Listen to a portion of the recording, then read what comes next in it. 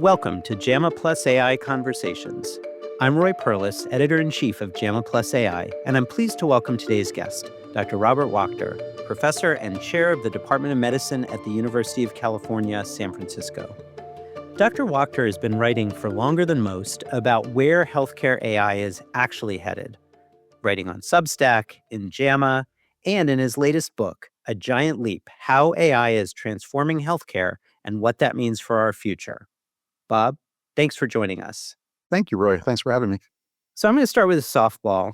As I said, you've been writing about this stuff for quite a while and working on matters of quality for even longer than that. Are you surprised by where we are in 2025, 2026? I'm surprised in both directions. I'm surprised that we've gone so incredibly slowly. If you look at every other industry and how they've been completely transformed by technology and then look at where healthcare is, it's really been surprising how slow things have changed. And on the other hand, I'm surprised that the trajectory has picked up so briskly over the last 3 years, really since the introduction of ChatGPT.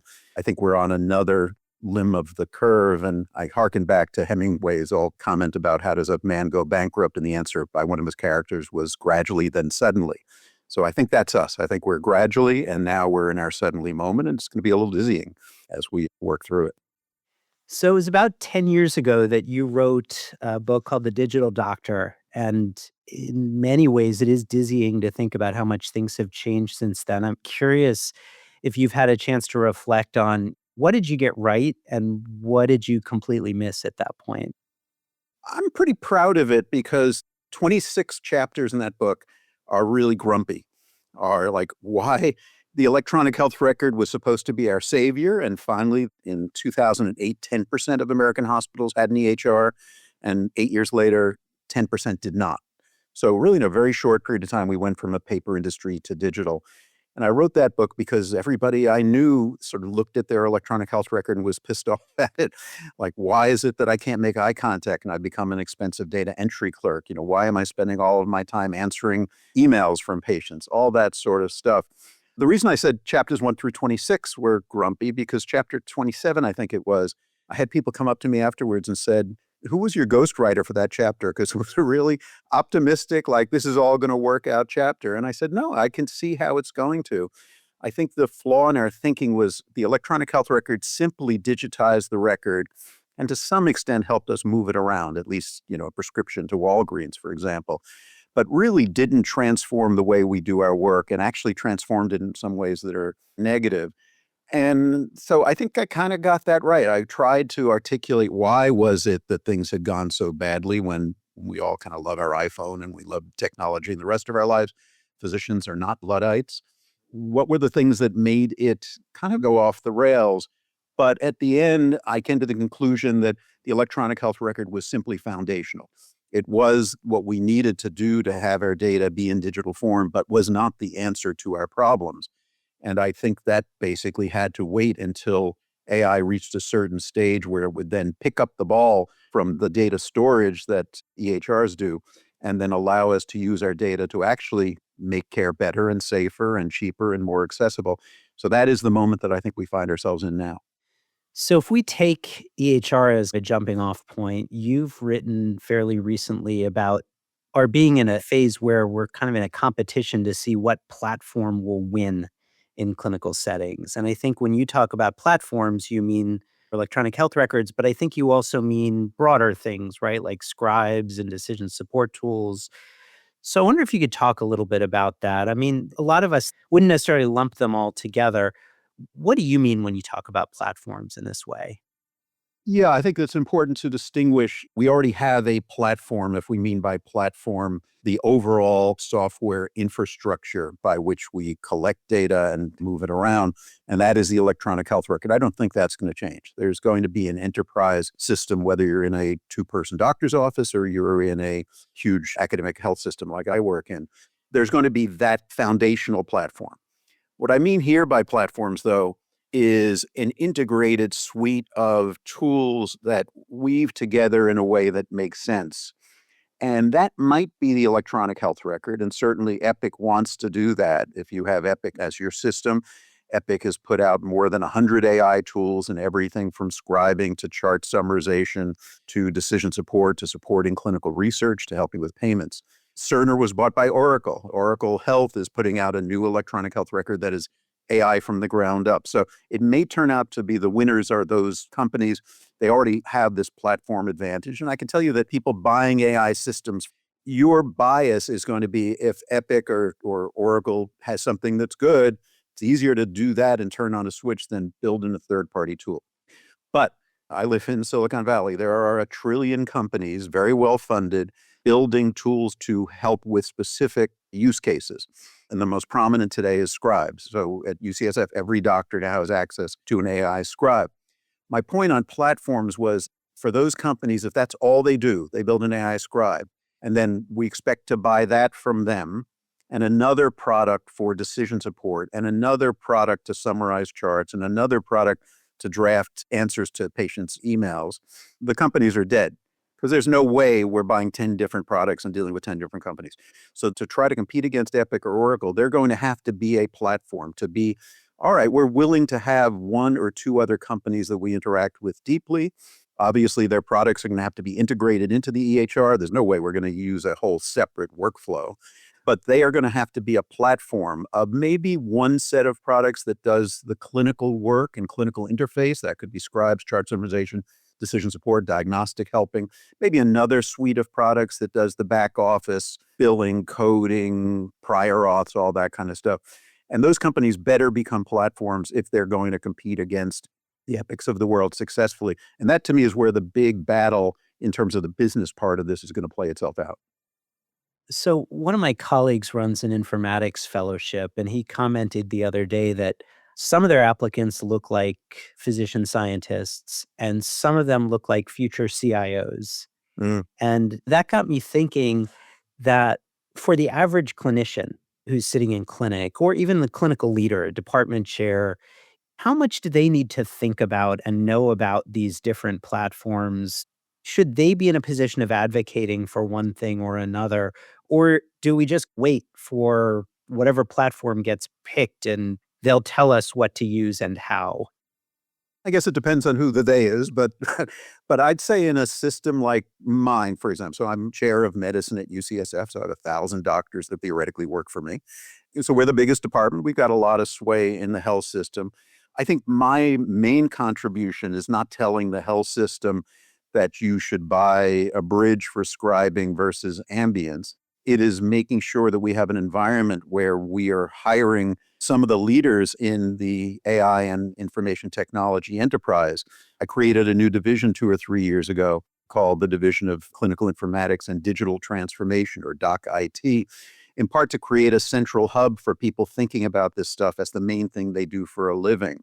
But I don't think it's my job to be advocating for tool A versus tool B. It's my job to try to prime the department to be enthusiastic about this, to not put their head in the sand, to try to figure out what does this mean for our clinical care, for our education, for our research, and then to hopefully create a supportive environment where some of the leaders who are going to be the ones to make those decisions live. So I'm very proud of this division. Julia Adler-Milstein, who runs the division, is a spectacular leader in health policy and clinical informatics. The Clinical Informatics Fellowship lives in that division. The Chief Health AI Officer, a job we didn't know we needed 3 years ago, but now we have, is a faculty member in our department and lives in that division. So in some ways, it's to create an environment where these questions can be asked and experts are comfortable that they're at a place that's supportive of this. And a lot of my role is messaging to my department that if we are looking at all around the corner, or to use the overused cliche, where is the puck going? This is where the puck is going.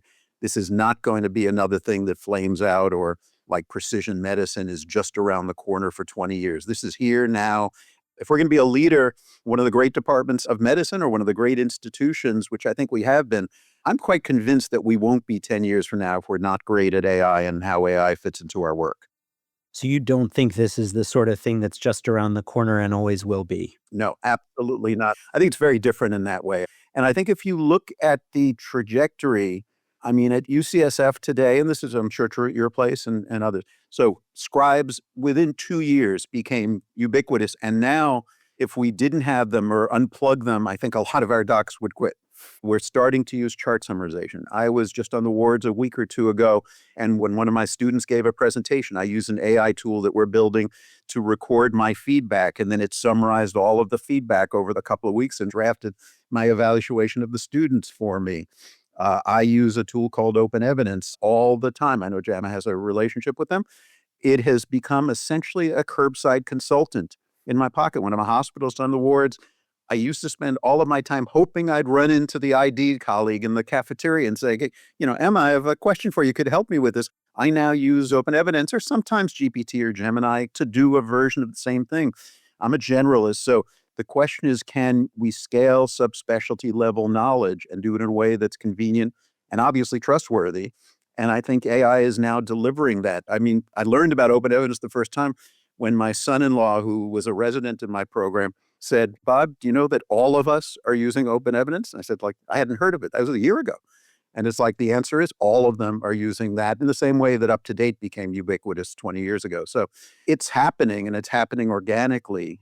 So to me, this has a very different feel than value-based care, precision medicine, population health, all of which really have been around the corner for 20 years. This is real, and I think it's now. So I'll have you back at some point and we can jointly carry on about precision medicine, but not today. Before we get to the open evidence question, because I do want to talk about that technology, we've mentioned ambient scribes a few times and how quickly they've become kind of omnipresent in a lot of health systems.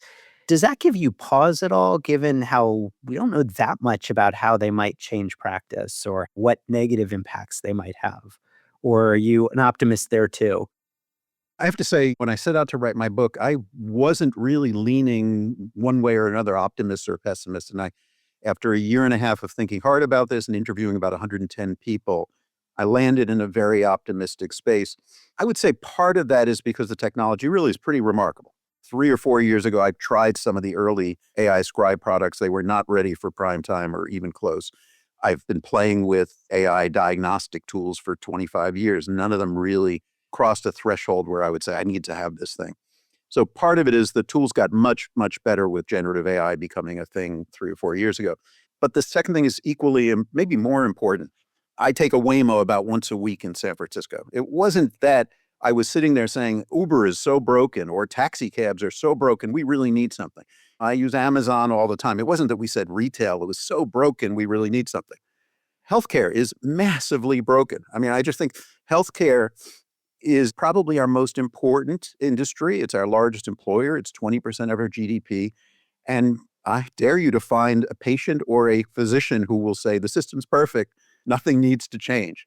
And so that, I think, is fundamental to understanding my optimism.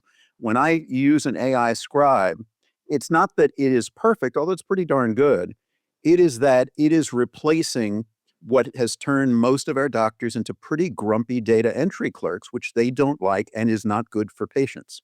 And so in the book, a couple of times, I hearken to Joe Biden's old line, don't compare me to the almighty, compare me to the alternative. And I think you have to say in healthcare, the alternative kind of sucks. I mean, it's just not at a place where we can afford to say, unless scribes are perfect, we're not going to use them. So yeah, I'm optimistic about scribes because I see the uptake among physicians. And if the quality of the note wasn't good, they wouldn't use it. They know what they need to accomplish in a visit. Most of them seem to be finding that it saves them a little time, humanizes their job, allows them to concentrate on the patient, make eye contact. My concerns, I'm concerned about trainees, and are they going to learn what makes a good note? Concerned a little bit about me, because sometimes while I'm writing my note, it dawns on me that, oh, I forgot to ask whether she has a cat at home, or this could be lupus. I didn't ask about joint pain. And that process sometimes comes through writing. So I think there are some unanticipated consequences that will probably flow. But I think that organically this thing is being adopted because people are finding it useful and good enough and better than the status quo. So let's talk about trainees a little bit. I think you alluded to the fact that the first folks to adopt these new tools, at least in terms of things like open evidence, really were med students and residents and fellows. And I'm curious, first of all, if you think that's a net positive. I suspect you do. But second of all, do we need to change how we're training residents and fellows to actually make good use of these tools? The first question, yes, I have no doubt that the ability to have in your pocket a tool that can handle a clinical case, a clinical query that you have is not a simple question, what's the right dose of apixaban for someone with AFib, but can handle, I can say this to GPT or Gemini or Open Evidence. I've got a 75-year-old man with Waldenstrom's macroglobulinemia who comes in with pulmonary infiltrate, a fever, an elevated white count, and now has abnormal LFTs. What do you think is going on? I mean, any prior tool would have sputtered about 3 seconds into that query, would have said, I can't handle this. That doesn't work. So having a tool in your pocket that for a generalist like me provides me access to really subspecialty level expertise, I don't see how that is not a net positive. It just feels like it's going to improve care, improve patients' access to care. I guess if you're a consultant that needs that consult and I don't order it, and that gets in the way of your mortgage payment, that I guess could be a net negative. But my sense is there's a shortage of consultants in most fields, and there's more than enough business, and there's still procedures. So I think it's net positive for everybody. The question of medical education to me is much harder. I think there's no question some of the things we need to add. Students and trainees have to become familiar with these tools, what they can and can't do, how to be looking over their shoulder appropriately when the tool is good but not perfect, which is the state of the art now. I think those are relatively easy. They don't need to learn really what's under the hood, I don't think, in terms of, coding and all that kind of stuff, but I have a general idea of how they work and where to trust them and where not to. The question of what we should take off the curriculum to me is one of the most intriguing questions in all of this. And I can tell you that I chaired a conference for the Macy Foundation asking this question for a couple of days. And there was consensus on one thing that should be taken out of the curriculum. I don't know, Roy, do you have any guesses what that thing is? I'm afraid to hazard a guess because we'll get lots of All right. Well, I'll tell you, it was the Krebs cycle. Everybody agrees. I was going to say organic chemistry, but Yeah, well, there you it's, go. Yeah, there you go. Even a narrower subset of organic chemistry. yeah. So everybody agrees, and I think it was more from PTSD than really a thoughtful look at the entire curriculum. But the overall question, recognize that we asked a version of that question when Google came out and said, do people need to know anything anymore? Because you can look everything up. And the answer, of course, was yes, you have to know a lot in order to ask the right questions. You're not going to have time to Google every single thing that you hear, symptom, sign, blood test, all that kind of stuff. So I think this is a version of the same. I think at some point, if the tools get so good that they really have replaced what physicians do cognitively, then that'll be a different question. I think for the foreseeable future, if a physician can't understand what's going on, ask the right questions, be thinking about the differential diagnosis, look at an AI answer and say, that's really brilliant, that's great, and look at another one and say, nah, that's just not right, I think we will have really blown it. So I would be very slow in pulling diagnosis and clinical reasoning out of the curriculum. I think what worries me is the tendency to pull out the phone and ask the question before even thinking about it. I worry about training a generation that just looks it up before they even bother to think, what would I answer if the internet were down or if I didn't have my phone? I think that makes me a little bit anxious. I'm with you, and I think that's going to be a ubiquitous question through life. I mean, it's easy for you to use GPT or Claude to draft a document for you as opposed to you doing the first draft and it critiquing it. And I think in our training, we do need to think strategically about how do we ensure that, at least in certain settings, they are doing the first draft of the diagnoses or the therapeutic approach, and then asking AI to weigh in on that as opposed to just downloading the entire process off to AI, because then you end up in a doom loop where they're actually no longer capable of overseeing the AI because they really are not good enough anymore. They have truly de-skilled.